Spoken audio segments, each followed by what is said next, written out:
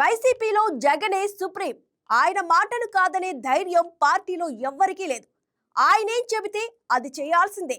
కానీ ముగ్గురి విషయంలో మాత్రం జగన్ చాలా సాఫ్ట్ కార్నర్తో ఉంటారు.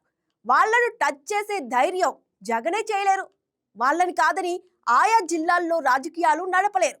వాళ్ళని కాదని ఒక్క అడుగు కూడా ముందుకు వేయలేరు. అలా చేస్తే ఏం జరుగుతుందో జగన్కి బాగా తెలుసు. అందుకే ఎంత మందిని మార్చినా వీళ్ళను మాత్రం కదిలించరు. ఇంతకీ వైసీపీలో జగన్ కు ధీటుగా ఎదిగిన ఆ ముగ్గురు నేతలెవరు? Let's watch the story.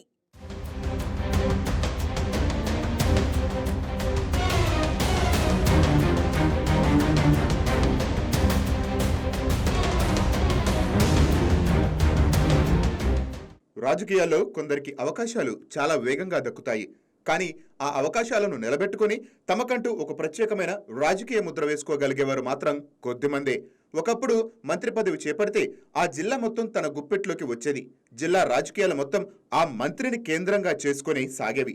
కానీ వైసీపీ అధికారంలోకి వచ్చిన తర్వాత ఆ పరిస్థితి పూర్తిగా మారిపోయింది. అప్పట్లో వైసీపీలో మంత్రి అంటే మంత్రి వరకే పరిమితం.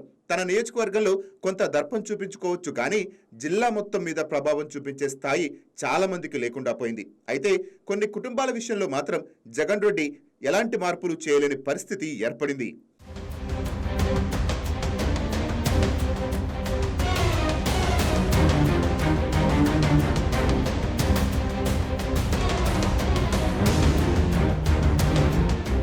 ఉత్తరాంధ్రలోని శ్రీకాకుళం జిల్లాలో ధర్మాన కుటుంబం, విజయనగరం జిల్లాలో బొత్స కుటుంబం, అలాగే రాయలసీమలోని చిత్తూరు జిల్లాలో పెద్దారెడ్డి రామచంద్రారెడ్డి కుటుంబం. ఈ మూడు ఫ్యామిలీల విషయంలో జగన్ ఎలాంటి సాహసాలు చేయలేకపోయారు.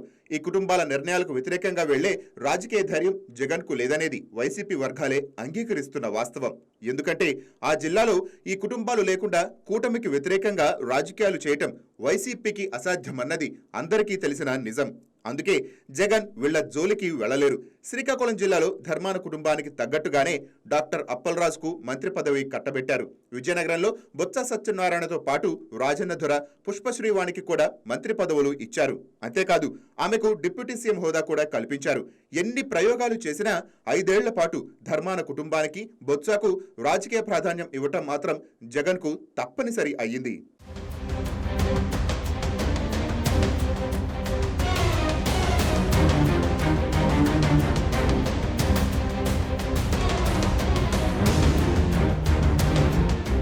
ఇదిలా ఉంటే రాష్ట్రంలోని మిగతా వైసీపీ మంత్రుల విషయంలో మాత్రం జగన్ రెడ్డి ఎలాంటి వెనుకడుగు వేయలేదు.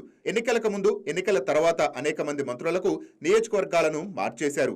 అనిల్ కుమార్ యాదవ్ను నెల్లూరు నుంచి నర్సరావుపేటకు షిఫ్ట్ చేశారు. విడుదల రజనీని చిలకలూరుపేట నుంచి గుంటూరు వెస్ట్కు పంపించారు. జోగి రమేష్ను పెడన నుంచి పెనమలూరుకు మార్చారు. ఆదిమూలపు సురేష్ను ఎర్రగొండపాలెం నుంచి కొండేపికి పంపించారు.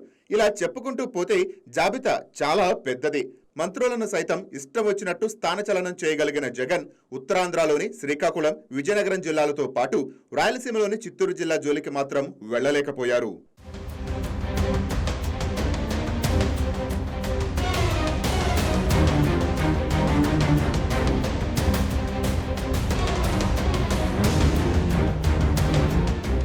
వైసీపీలో చాలా మంది నేతలు రాజకీయంగా డమ్మీలుగా మారిపోయారన్న విమర్శలు బలంగా ఉన్నాయి.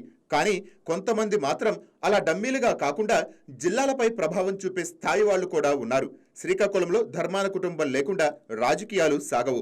విజయనగరంలో బొత్స లేకుండా వైసీపీ అడుగుపెట్టలేని పరిస్థితి. చిత్తూరులో పెద్దారెడ్డి రామచంద్రారెడ్డి పరిస్థితి కూడా అదే. ఈ స్థాయి నాయకులు వైసీపీలో చాలా కొద్దిమంది మాత్రమే ఉన్నారు. మంత్రి పదవులు చేపట్టినా జిల్లా మొత్తాన్ని ప్రభావితం చేసే స్థాయికి ఎదిగిన నేత ఒక్కరూ లేరన్నది కఠిన నిజం. ఎన్నికల ఫలితాల తరువాత ధర్మాన ప్రసాదరావు పూర్తిగా మౌనం పాటించారు. అయినా ఆయన కోసం పార్టీ ఎదురు చూడాల్సి వచ్చింది. తాజాగా ఆయన మళ్లీ క్రియాశీలకంగా మారడంతో వైసీపీ కొంత ఊపిరి పీల్చుకుంది. బొత్స పరిస్థితి కూడా ఇలానే ఉంది. ఆయన్ను పూర్తిగా పక్కన పెట్టడం ఇష్టం లేక విశాఖ స్థానిక సంస్థల ఎమ్మెల్సీగా అవకాశం ఇచ్చారు. ఆపై శాసన మండలిలో వైసీపీ పక్ష నేతగా బాధ్యతలు అప్పగించారు.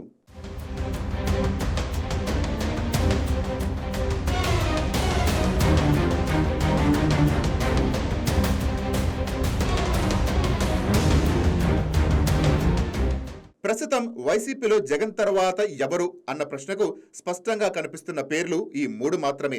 ఉత్తరాంధ్ర నుంచి బొత్స, ధర్మాన కుటుంబం, రాయలసీమ నుంచి పెద్దిరెడ్డి రామచంద్రారెడ్డి. ఈ 3 లేకుండా జగన్ రాజకీయాన్ని ఊహించలేమన్న అభిప్రాయం పార్టీ వర్గాల్లో బలంగా ఉంది. అందుకే మిగతా జిల్లాల్లో ఎన్ని ప్రయోగాలు చేస్తున్నా ఈ 3 జిల్లాల జోలికి మాత్రం జగన్మోహన్ రెడ్డి వెళ్లటం లేదు. ఒకవేళ వెళితే రాజకీయంగా జరిగే నష్టమేంటో జగన్ కు బాగా తెలుసు. అందుకే ఆ జిల్లాలను వారికే రాసిచ్చినట్లుగా వైసీపీ రాజకీయాలు సాగుతున్నాయన్నది నేటి రాజకీయ వాస్తవం.